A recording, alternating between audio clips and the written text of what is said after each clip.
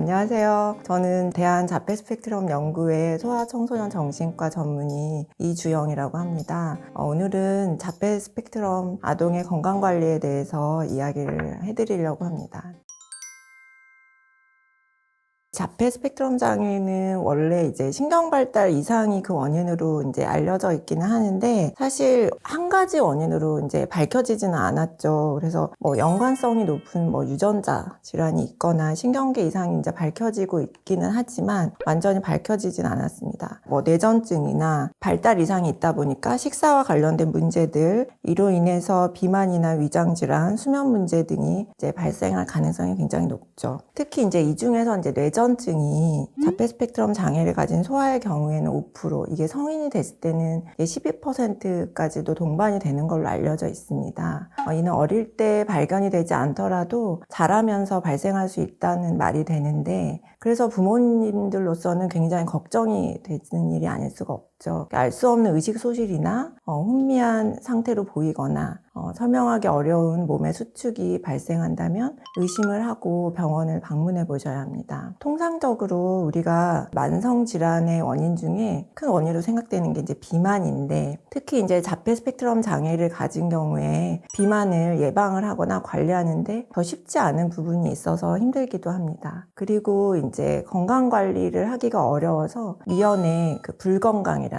그것을 방지를 하려면 비만이 되지 않는 게 더 중요하죠. 여기에 이제 자폐 스펙트럼 장애 아이들 같은 경우는 감각적인 이슈로 인한 독특한 식습관이 생긴다거나, 그다음에 움직임을 특별히 더 좋아하지 않거나 반대로 특정한 움직임만을 추구해서 발생하는 저활동의 문제, 그리고 수면, 이런 것들 때문에 비만이 생길 수가 있습니다. 근데 이제 비만이 발생을 하면은 추후에 위장 문제나 심혈관 문제 등에도 영향을 주기 때문에 조절하는 것이 굉장히 중요하겠습니다.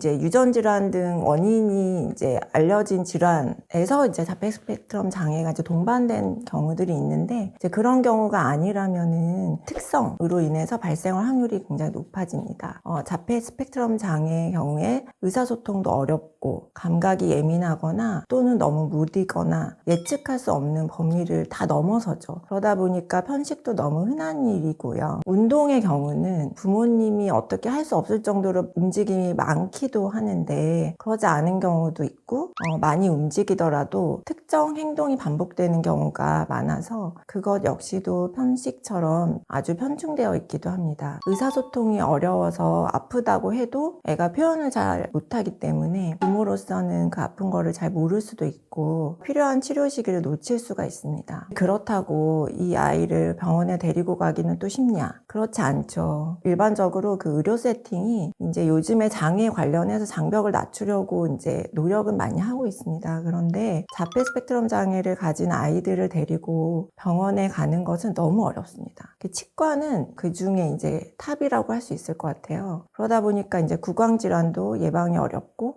치료는 더 어렵습니다. 어떻게 보면은 굉장히 장기적인 플랜이 좀 필요할 것 같아요. 만약에 자폐 스펙트럼 장애로 진단을 받은 아이가 있으면 보통의 발달을 하고 있는 아이들보다는 조금 더 면밀히 관찰해서 접근을 할 필요가 있다고 봅니다. 그 보통의 발달을 하는 아이들은 조금 저항이 있기는 해도 아프면 아프다고 말도 하고 병원에 데려갈 수도 있고, 그다음에 국가에서 정하는 검진 시기가 되면 검진도 하고, 검진하러 갈 때 애가 좀 귀찮아하거나 아프다고 떼써도 그냥 별 무리 없이 검사를 할 수 있죠. 그런데 자폐 스펙트럼 장애를 가진 경우는 좀 다르죠. 말로 하는 의사소통이나 글로서라도 이제 잘 되는 경우라면 이제 언어 발달이 점점 이루어지기 때문에 표현을 그래도 말로 할 수 있어요. 그러면 이제 어디가 아프다고 말을 하니까 병원도 데리고 갈 수가 있습니다. 그렇지만 자폐 스펙트럼 장애에서 결국에는 30% 정도는 언어를 구사하지 못한다고 되어 있어요. 그렇기 때문에 우리가 익숙한 그 언어를 사용하는 의사소통 방법 말고 다양한 의사소통 방법을 고안을 해서 이제 자기가 의사표현을 어느 정도는 할 수 있게 이제 준비를 해가야 되죠. 어려서부터. 그리고 이제 아픈 경우에 이제 표현을 못하니까 문제행동으로 나타날 수도 있는데, 그래서 이제 급작스럽게 얘가 안 하던 문제행동이 나타나거나 아니면 이제 기존에 좀 문제행동이 있었는데 그게 굉장히 심해지는 경우에는 몸이 아픈 것은 아닌지 살펴봐야 됩니다. 이제 이런 아이들은 건강 상태가 어떤지 잘 알지 못하는 경우가 많기 때문에 오히려 그냥 정기적으로 건강검진을 하는 것도 좋아요. 근데 이제 여기서도 문제가 병원에서 검사를 받고 치료를 받기가 또 쉽지 않기 때문에 어려움이 있죠.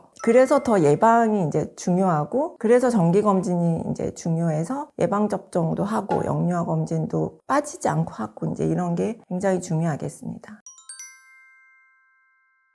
편식이 비만 생기게 하고 영양 불균형. 네, 특히 이제 음식의 질감이나 향, 그다음에 색에 민감한데 이 아이들이 그에 맞는 음식을 영양가 있게 먹을 수 있게 하기는 정말 어렵습니다. 그리고 부드럽고 달콤한 향이 나고 실제 달거나 고소한 것을 좋아하는 경우가 많죠. 사람이 대부분 이런 음식 좋아하는데 자폐 스펙트럼 장애를 가진 경우에 이제 감각에 민감하면 자신이 선호하는 것과는 다른 질감이나 향, 맛에 다른 사람들보다 압도적인 거부감을 보이기 때문에 굉장히 어렵습니다. 이 경우에는 더 많은 전문가 선생님이 필요할 수 있어요. 일단 이제 어떤 질감이나 향 또는 맛에 반응하는지 분석이 필요할 때 행동분석가 선생님이나 임상심리사, 소아과 전문의 등 다양한 직역의 전문가와 상담이 필요할 수 있습니다. 이것에 대해서 이제 분석이 끝났다. 그럼 이제 해결책을 찾아야 되는데 이 다양한 걸 다 반영할 수 있어서 응용해서 이제 요리를 만들 수 있는 요리 연구가 이런 분들이 필요할 수 있어요. 근데 사실 우리나라는 이런 분들을 찾기가 어렵습니다. 이게 현재 오롯이 모두 부모님들 몫인 경우가 대부분이에요. 앞으로 사실 우리나라에는 이런 분야를 연구하는 영양사 선생님들이나 요리 연구가 분들도 많이 늘었으면 좋겠다는 생각을 개인적으로 하고 있습니다. 만약에 이걸 알만한 음식 뭐 이런 걸 다 찾았다 했을 때 식습관을 이제 잡아야 되는데 규칙적인 식사 시간, 그다음에 간식 시간이 정해져 있어야 되고 그것을 지키는 생활이 아이의 몸에 익숙해져야 됩니다. 이제 이 과정은 부모는 물론이고 함께 사는 형제 자매들에게도 도전이 될 수 있죠. 참여해야 될 수 있기 때문에 그래서 되게 만만치 않을 수 있습니다.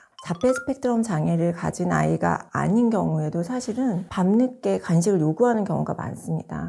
이제 그런 애들은 그냥 몇 번 혼내가지고 그냥 재우고 뭐 이러면 되는데, 이제 이 아이들은 고집이 보통 센 게 아니기 때문에 되게 어렵습니다. 그러니까 밤늦게 간식을 달라고 하기 전에 재우는 게 좋기 때문에 수면이 잘 잡혀야 되겠죠. 그러니까 잠도 잘 자야 되고 식습관도 잘 잡혀야 되고 이제 이게 다 연결이 돼 있는 거죠. 근데 이제 이 세상에 맛있고 비만을 유발할 수 있는 음식은 너무나 많죠. 그래서 냉장고나 뭐 수납장에 사실은 음식을 좀 제한을 해서 넣어놓는 게 필요한데 이러니까 나머지 가족들도 좀 고생을 할 수 있다. 이제 이런 거고요. 간단히 이제 조금 더 이제 예를 들어서 정할 수 있는 규칙을 조금 말씀드려보자면은 식사 시간도 좀 규칙적으로 이렇게 하고 그다음에 식사 시간 자체도 한 30분 정도로 너무 길지도 않고 짧지도 않게 그다음에 치울 때는 그냥 또 자연스럽게 슥 치우시고 그다음에 이제 먹고 있는 거를 30분이 지났으니 뭐 다 뺏고 이러시지 마시고 이제 그건 다 먹게 그냥 그렇게 해두시고 그다음에 이제 간식하고 정규 식사 시간이 대체로 정해진 시간에 이제 먹는 것으로 하고 그 외에는 이제 되도록 안 먹게 식습관 잡는다고 뭐 강제로 먹이거나 그다음에 아예 못 먹게 하거나 너무 과하게 달래거나 이렇게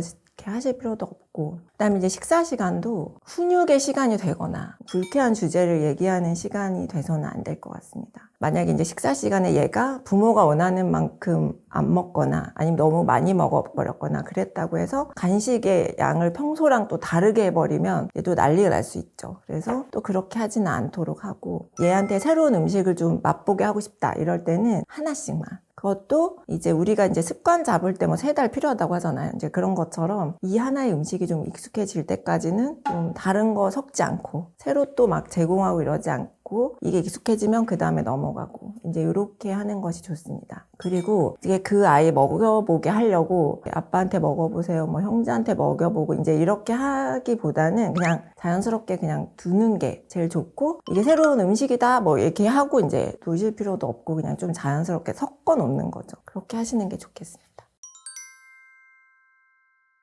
그래서 운동을 하는 게 좋다고 하지만 사실 뭐 저희들도 운동하려고 하면 굉장한 이제 마음가짐이 필요합니다. 이게 기본적으로 사람한테 어렵다 이제 이런 건데 또 이제 자폐 스펙트럼 장애 가진 애들은 더 어려울 수 있죠. 근데 이제 반대로 어떤 애들은 극단적으로 두려워하면서 사실은 운동을 무리하게 하는 애들도 있습니다. 근데 대개의 경우는 설명을 해줘도 이제 필요성을 이해를 잘 못하거나 단체로 활동을 시키려고 해도 그것도 좀 어렵고 너 이렇게 해라 저렇게 해라 지시를 해도 이해를 못하기 때문에 이제 비만이 되기가 쉽습니다. 활동이 너무 적으면 이거 자체가 앞서 말씀드린 수면에도 또 안 좋죠. 못 자겠죠. 이제 안 움직이니까. 그래서 가정에서는 부모님이 건강을 위해서든 자녀의 발달을 위해서든 이거 역시도 일찍부터 생활 스타일을 잡고 공유하는 것이 좋고요. 또 이제 그렇게 같이 하는 과정이 이제 여러 가지 추억도 만들어갈 수 있어서 좋다고 생각합니다.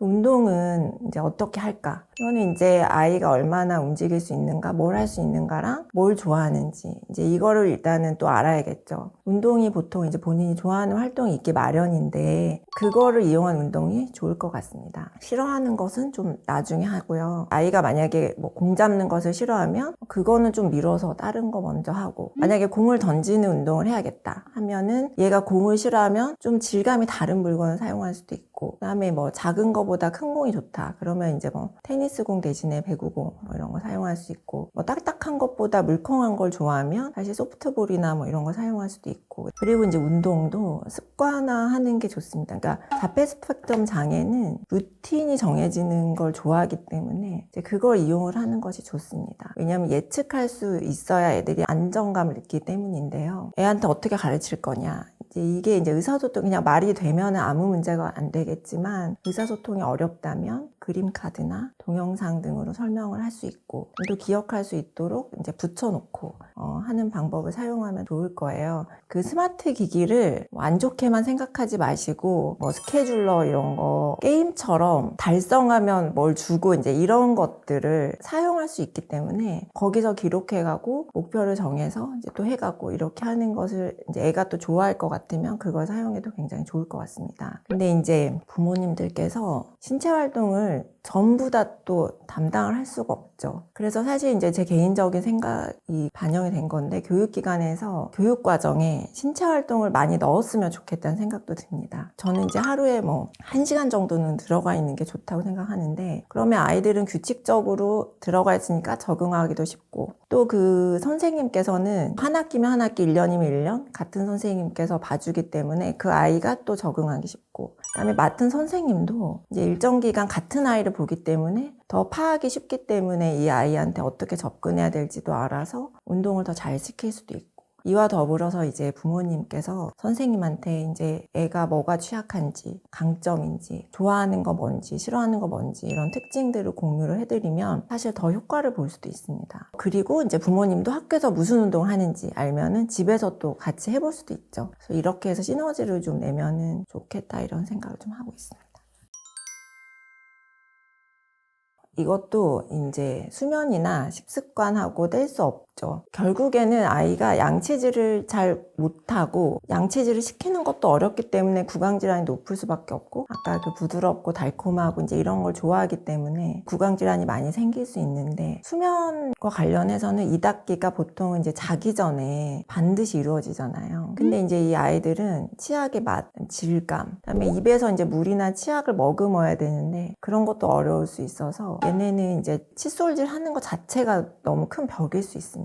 그리고 이제 뭐 식습관도 앞서 말씀드렸지만 부드럽고 달콤하고 고소한 게 다 이제 사실 구강 건강에 안 좋죠. 그리고 이제 하나에 꽂히면은 애가 또 이루어질 때까지 반복해서 말을 하는 경우들도 많기 때문에 그러면 이제 하루 종일 그 얘기 들으면서 어머니는 견디다가 겨우 이제 정해진 시간이 줬는데 먹고 나서 또 애는 그 욕구를 조절하지 못하기 때문에 또 달라고 하고 그러니까 결국에 주게 되는 경우가 많이 생기고 이러니까 이제 구강 건강이 안 좋아지겠죠. 이닫기와 관련해서는 정교한 손 움직임을 잘 못합니다. 그래서 제대로 되지 않아요. 이제 식습관처럼 단계별로 접근해서 잘 가르쳐주고 습관을 들이는 게 좋습니다. 칫솔이나 치약을 고르는 것부터가 이제 부모님께서 좀 어려울 수 있는데 감각에 예민해서 아무거나 사용할 수 없는 경우가 있기 때문이죠. 그래서 그나마 이제 좀 열심히 찾아보셔가지고 잘 적응하는 치약과 칫솔을 찾으면 칫솔질을 언제 어떻게 해야 되는지 직접 이제 시범도 보여주시고 해주시기도 하면서 이제 연습을 시키고, 아이가 잊지 않도록 욕실에 설명을 하는 그림을 붙여두거나 이것 역시도 영상을 보면서 배우게 할 수도 있습니다.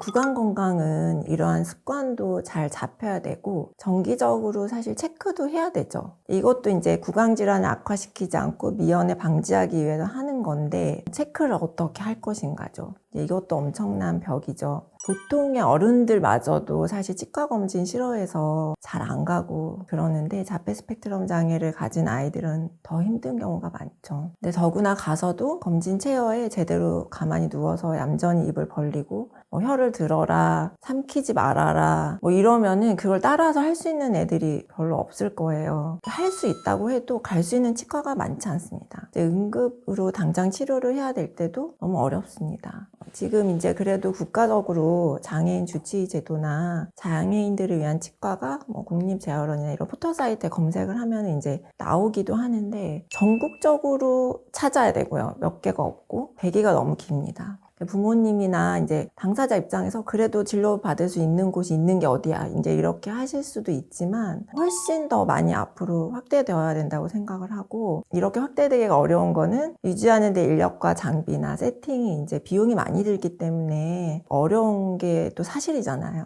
국가적으로 이런 걸 하겠다고 했을 때 사실은 지원이 좀 많이 되어야 된다고 저는 생각을 하고 있습니다. 근데 이거는 이제 제도나 환경적인 차원인 거고, 그렇다면 아이들과 치과 검진을 조금이라도 익숙하게 해가지고 가서 받을 수 있게 하려면 이제 어떻게 해야 되냐. 우리가 어릴 때 사실 다들 병원 놀이 하잖아요. 그러면 이제 아이들은 그걸 하면서 병원에 대한 두려움도 줄이고 어떤 일들이 일어날 거라고 익히게 되기도 합니다. 이제 자폐 스펙트럼 장애를 가진 아이들도 마찬가지입니다. 자폐 스펙트럼 장애를 가진 아이들은 이게 장난감 수준이 아니고 좀 더 현실적인 필요가 있어요. 더 실제에 가깝게 해서 이제 병원 놀이를 해야 될 필요가 있습니다.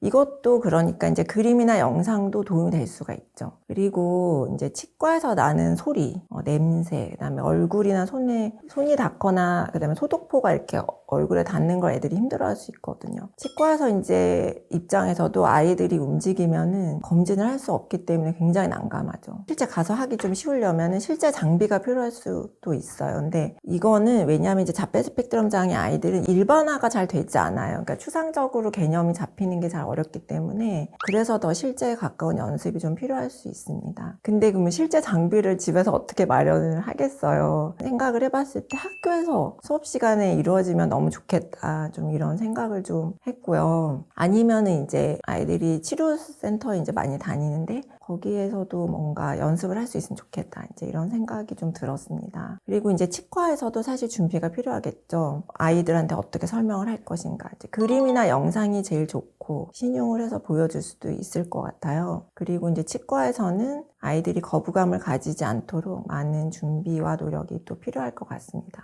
그리고 이제 부모님께서는 아이를 데리고 갈 때 소음을 차단하기 위해서 헤드폰을 착용하게 한다거나, 아니면 빛에 민감한 경우에는 선글라스를 끼게 하고 간다거나 이런 준비를 좀 시킬 수도 있을 것 같습니다. 아이들이 다 개별적으로 기능이 다르기 때문에 단계별로 연습도 시켜야 되고, 당연히 시행착오를 거쳐서 부족한 점을 보완해가지고 연습을 시켜야 될 겁니다.